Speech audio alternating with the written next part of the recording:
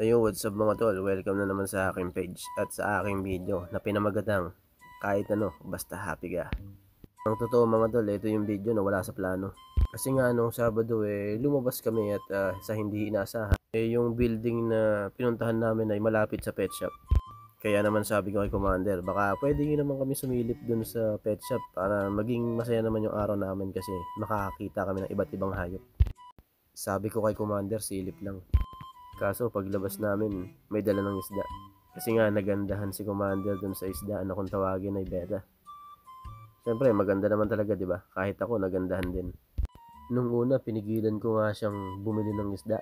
Kaso wala na rin ako nagawa kasi nga gusto niya talaga. Kaya hinayaan ko na siya kung saan siya masaya.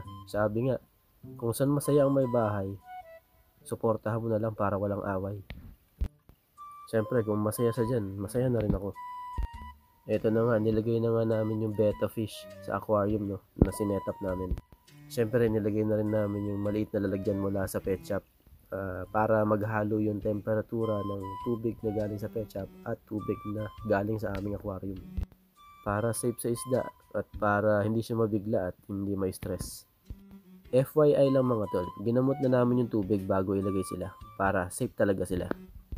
Siyempre, hindi naman natin pwedeng basta-basta ilagay yung isda sa tubig na galing sa gripo kasi maaari silang mamatay. Siyempre, safety first mga tol, di ba? May buhay din yung mga isdan to. Kailangan alagaan natin mabuti at saka maganda rin yung presyo nila, hindi basta-basta.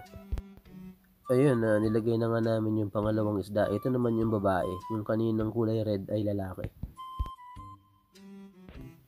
Pinabayaan muna namin sila dyan sa maliit na lalagyan ng ilang minuto hanggang sa masanay sila sa temperatura ng tubig. At syempre mga tol, meron din kaming automatic temperature controller kung saan ayan ang nagko-control ng temperatura ng tubig. At sinet ko na yan sa 80 degree Fahrenheit kung saan ayun ang pinakamataas na temperatura na kayang itolerate ng betta fish. At automatic siyang magte-turn off kapag naabot niya na yung 80 degree Fahrenheit. At magte-turn on na naman siya kapag bumaba yung temperatura. Buti na lang na itabi ko pa itong mga to na ginamit ko sa mga alaga akong ibon nung nag-hand feed pa ako. Sa mga hindi nakakaalam mga tol, ako nga pala ay nagbi-breed ng mga ibon. At syempre mga tol, ito na after ilang minuto, bubuksan na ni Commander yung lalagyan ng isda para pakawalan sila sa aquarium. Siguradong matutuwa yung isda nito kasi syempre mas malaki na yung lalangoy nila.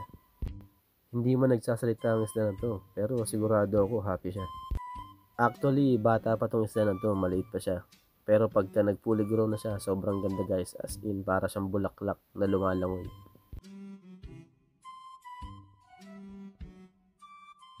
Dito naman tayo sa male beta, no? Ready na rin siyang pakawalan. Sigurado magiging masaya siya kasi mas malaki na rin yung paglalangoyan niya. At yun na nga mga tol, nung makita niya nakabukas na yung maliit niyang lalagyan dali-dali na siyang lumangoy sa aquarium. At unti-unti niya nang ine-explore ang bago niyang tahanan.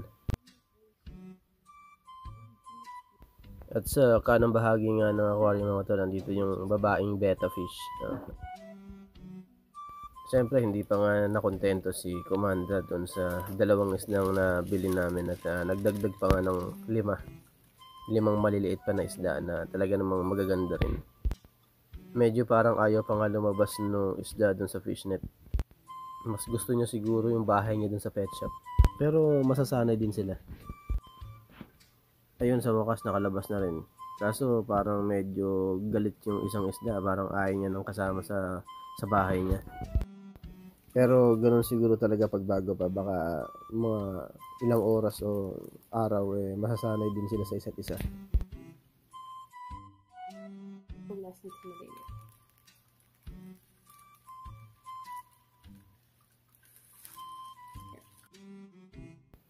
Ayun na nga mga tol, napansin ko nung nilagay na yung ibang kasama ng maliit na isda parang naglaylo na tong beta sa panghahabol sa kanya kasi siguro kinabahan kasi marami pala sila.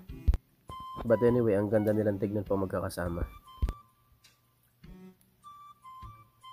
Dito naman tayo sa kanang bahagi ulit ng aquarium guys at nilalagay na nga dito yung ibang klase na naman ng isda at ang tawag dito ay goofy. Kung hindi ako nagkakamali, talagang maganda rin tong klase ng isdan to at colorful din sila. Nakakatuwa din naman mga tol, no, kahit medyo napagastos dito sa mga isdang to, talagang nakakaaliw rin kasi magaganda talaga sila. Although hindi ko naman pera yung pinanggastos dito, pero syempre nag-alala ako kasi wala naman sa plano to. Kaya lang syempre kung ano yung ikasasaya ni Commander, ikasasaya ko na rin. At naniniwala ako sa kasabihan, kung saan masaya ang may bahay, suportahan mo na lang para walang away. Yun lamang mga tol, at maraming salamat sa panonood. Ingat!